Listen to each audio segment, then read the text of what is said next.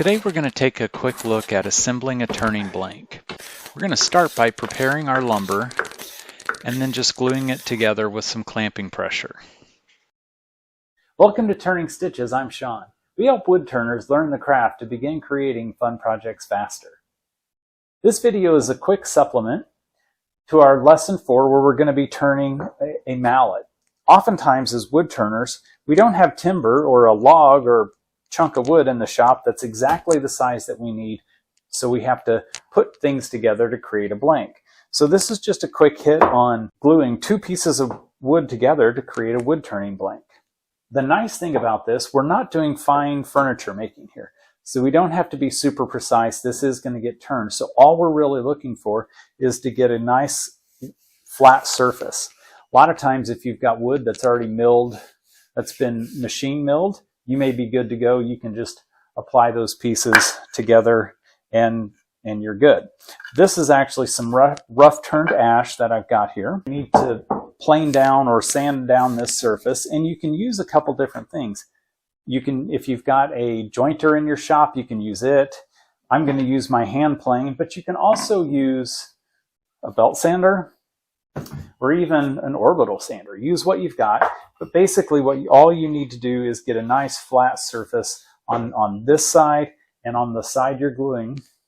So this side and this side, for example, and we'll glue that together and then we're done.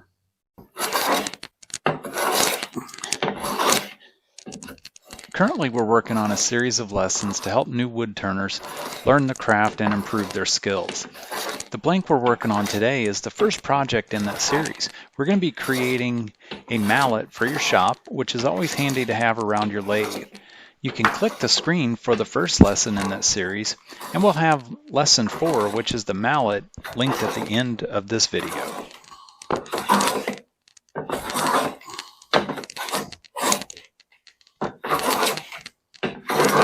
Yeah, and whether we're sanding or using a plane, all we want to do is get a pretty nice tight joint like that, and that should be we should get that glued together and should be in good shape. Okay, with both of these surfaces nice and flat and smooth, all we need to do now is just add a little glue, spread out the glue, add some clamps. Make sure you subscribe to the channel and turn on notifications to make it easy to follow along with this lesson series.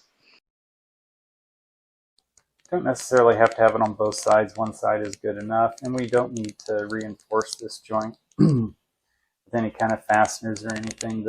These 2 surfaces will go together and be nice and tight. Perfect. Just add some clamps.